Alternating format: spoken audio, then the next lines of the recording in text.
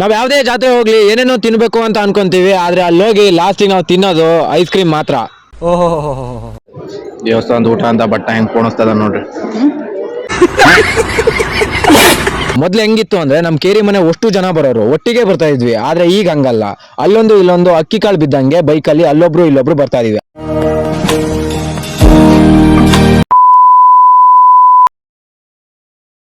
ಎಲ್ರಿಗೂ ನಮಸ್ಕಾರ, ಇದು ನನ್ನ 2ನೇ vlog. This is it's my vlog. ಎಲ್ಲರೂ ವಿಡಿಯೋ ನೋಡಿದ್ರೆ ಎಲ್ಲರೂ ಸಬ್ಸ್ಕ್ರೈಬ್ ಮಾಡ್ಕೊಳ್ರಪ್ಪ. ಈ ತರ ರೆಡಿಯಾಗಿ ನಾನು ಹೋಗ್ತಾ ಇರೋದು ಎಲ್ಲಿಗಪ್ಪ ಅಂದ್ರೆ ಸೀದಾ ಪೆಟ್ರೋಲ್ ಬಂಕಿ ಕಡೆ. ಯಾಕಂದ್ರೆ ಬೈಕಲ್ಲಿ ಪೆಟ್ರೋಲ್ ಖಾಲಿ ಆಗಿದೆ. ಈಗ ನಾವು ಪೆಟ್ರೋಲ್ ಹಾಕ್ಸ್ಕೊಂಡು ಸೀದಾ ಹೋಗ್ಬೇಕು ತಾಳ್ಗುಪ್ಪ, ಯಾಕಂದ್ರೆ ಅಲ್ಲಿ ಜಾತ್ರೆ ನಡೀತಿದೆ, ಹಂಗಾಗಿ ಅಲ್ಲಿ ಹೊರಟಿವಿ. ಆದ್ರೆ ಏನಪ್ಪಾ ಅಂದ್ರೆ ಸಾಗರ ಬಂದು ನಾನೇನ್ ತಪ್ಪು ಮಾಡಿದೆ ಅಂದ್ರೆ ಮೇನ್ ರೋಡಲ್ಲಿ ಹೋದ್ರೆ ಪೊಲೀಸ್ನವ್ರು ಹಿಡಿತಾರಂತ ನಾನು ಸೀದಾ ಗಣಪತಿ ಕೆರೆ ರೋಡಾಸ್ ಬಂದೆ. ಆದ್ರೆ ಅಲ್ಲಿ ಸಿಕ್ಕಾಪಟ್ಟೆ ಟ್ರಾಫಿಕ್ ಜಾಮ್ ಆಗ್ಬಿಡ್ತು. ಯಾಕಂದ್ರೆ ಜಾತ್ರೆಯಲ್ಲಿ ಹೋಲ್ಸೇಲ್ ಸಿಗ್ತಾವಂತ, ಜಾತ್ರೆ ಮುಗಿದ್ಮೇಲೂ ಜನ ಜಾಸ್ತಿ ಆಗಿದ್ದಾರೆ. ಮೇನ್ ರೋಡಲ್ಲಿ ಬಂದಿದ್ರೆ ಒಂದು ಅರ್ಧ ಗಂಟೆ ಮುಂಚೆ ಹೋಗ್ತಿದ್ನೋ ಏನೋ ಗೊತ್ತಿಲ್ಲ, ಆದರೆ ಈ ರೋಡಲ್ಲಿ ಬಂದು ಫುಲ್ಲು ಸಿಕ್ಕಾಕೊಂಡು ಅರ್ಧ ಗಂಟೆ ಲೇಟ್ ಆಗ್ಬಿಡ್ತು.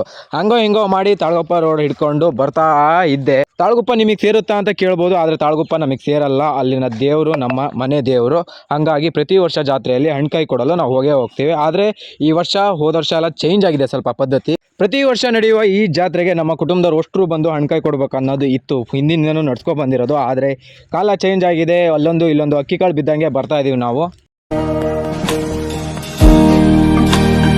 ಅಂತೂ ಇಂತೂ ಬಂದೇ ಬಿಟ್ಟೆ, ತಾಳ್ಗುಪ್ಪಕ್ಕೆ ಎಂಟ್ರಿ ಆಗೇ ಬಿಟ್ಟೆ. ಇದೇ ನೋಡ್ರಿ ದೇವಸ್ಥಾನದ ಆವರಣ, ಫುಲ್ಲು ಸುತ್ತ. ಇಲ್ಲೇ ಮಠನೂ ಇದೆ, ಹಾಗೆ ಸ್ಕೂಲು ನಡೆಸ್ತಾ ಇದ್ದಾರೆ.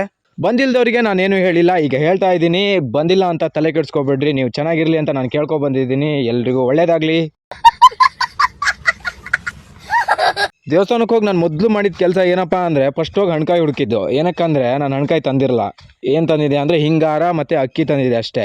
ಅದಕ್ಕೆ ಹೋಗಿ ಫಸ್ಟ್ ಹೋಗಿ ಹುಡುಕಿ ಅದನ್ನು ತಗೊಂಡು ಅಲ್ಲಿ ಹೊರಗಡೆ ಕೂತಿದ್ರು.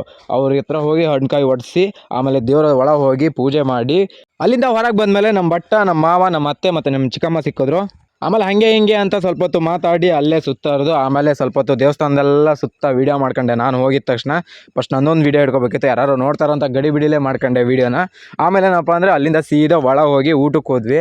ಇಲ್ಲಿ ನಮ್ಮ ಅಜ್ಜ ಮೊದಲೇ ಹೇಳ್ಬಿಟ್ಟಿದ್ದ, ಊಟ ಮಾತ್ರ ಮಿಸ್ ಮಾಡ್ಕೊಬಾರ್ದು, ಸಿಕ್ಕಾಪಟ್ಟೆ ಚೆನ್ನಾಗಿರುತ್ತೆ ಅಂತ. ಹಾಗಾಗಿ ನಾನು ಹೋದೆ, ಊಟ ಮಾಡ್ಕೊಂಡೇ ಹೋಗೋಣ ಅಂತ. ಒಳಗೆ ನೋಡ್ತೀವಿ ಕ್ಯೂ ಏನು ಅಷ್ಟೇನಿರಲ್ಲ. ಒಳಗೆ ಬಂದ್ವಿ ಶಿಸ್ತಾಗೆ. ಊಟ ಮಾತ್ರ ಅಲ್ಟಿ ಗುರು, ನಾನು ಯಾವ ದೇವಸ್ಥಾನದಲ್ಲೂ ತಿಂದಿರಲ್ಲ ಅಂಥ ಊಟ ಮಾತ್ರ ಮಸ್ತಾಗಿತ್ತು. ಊಟ ಮಾತ್ರ ಅದ್ರ ಬಗ್ಗೆ 2 ಮಾತು ಹೇಳೋದಿಲ್ಲ. ಇನ್ನೊಂದು ಸಲ ಹೊಟ್ಟೆ ಬಿರಿಯಾನಿ ತಿನ್ಕೊಬಂದ್ವಿ. ಏನಾದ್ರು 7 ಗಂಟೆ ತನಕ ಅಲ್ಲೇ ಇತ್ತಿದ್ರೆ ನಾವು ಇನ್ನೊಂದು ಪ್ಲೇಟ್ ತಿನ್ಕೊಬರ್ತಿದ್ವಿ.